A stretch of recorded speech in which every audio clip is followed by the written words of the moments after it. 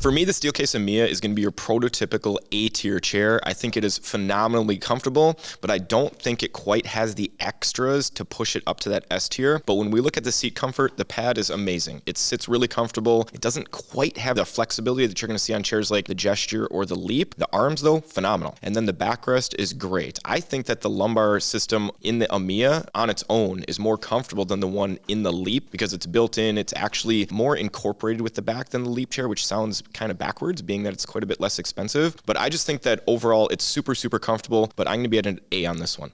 I just love the Amia seat, possibly my favorite of any chair out here. The only downside, it's not even really a downside, is I don't like the backrest quite as much as the Leap. So I'm kind of going to reserve that S tier for different chairs later in the list here. But kind of like Ryan said, I mean, the arms are just amazing. That lumbar feels really nice, how it's incorporated in the backrest. Very unique design, whereas the Leap is more like a piece that you can easily take out. So all around, it's an amazing chair. That's why it's going to still be at an A for me. But man, that seat is S tier.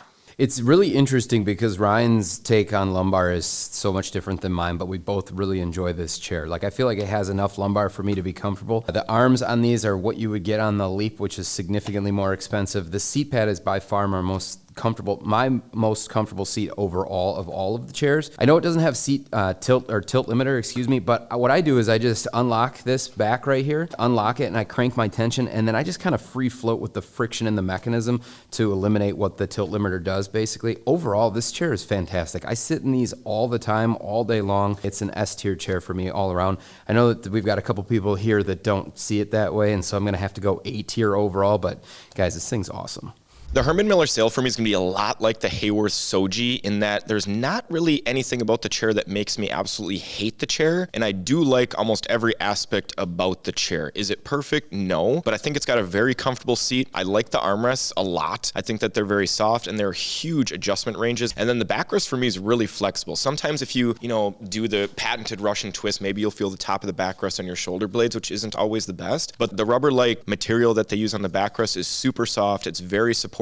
It does have adjustable lumbar support. I don't feel it a ton. So overall, I think that this is a great chair. Just for me, probably fits me a little bit better than the other two guys in this room, which is why I can rank it as a B, above average in all aspects, in my opinion. Yeah, Ryan said it really well. I agree with a lot of those aspects where there's a lot of parts of the chair I really like. The flexibility, the seat is nice. The arms, even though they're a little simple, they still are nicely padded. So it kind of makes up for some of the other lack of adjustability. Again, the problem for me is I'm just a little too tall for this. So the backrest, like Ryan said, I can feel that top edge too much when I move around, and I wish I had a little more seat depth. So if they could give me a larger version of this chair, I'd probably love it. But for my size, I'm gonna have to give it a C. Yeah, one thing I'll say about this is that the backrest for me, it just is way too short. Like Robert said, and I'm quite a bit shorter than you. I can't get that underneath my shoulder blades, so like that is a deal killer. It's the biggest thing for me on this chair, and I think if you're my height, 6 foot or up, it's just not gonna work for you. I gotta just lower it down into the C tier because it's gonna limit how many people can sit in it comfortably.